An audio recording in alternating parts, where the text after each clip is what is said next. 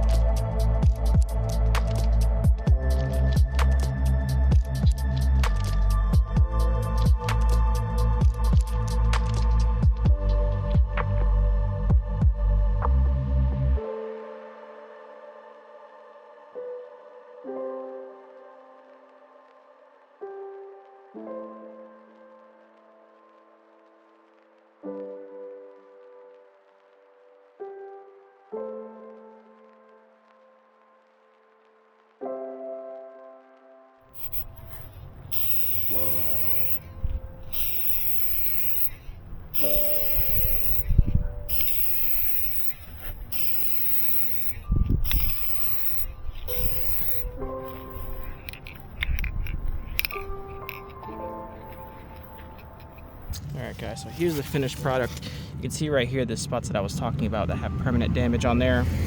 Unfortunately, there's nothing I can do about that. I removed a pretty good layer off of the headlight to get to kind of remove as much imperfection as I possibly can, but they look 10 times better.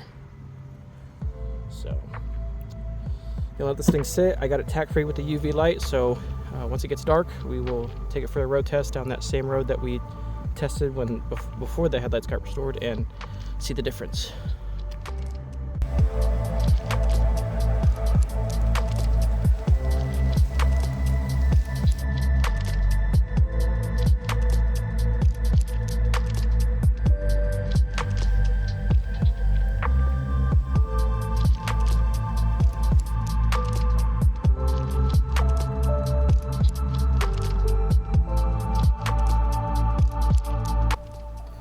Alright everyone, so here's the side-by-side comparison between driving with hazy headlights and clean headlights.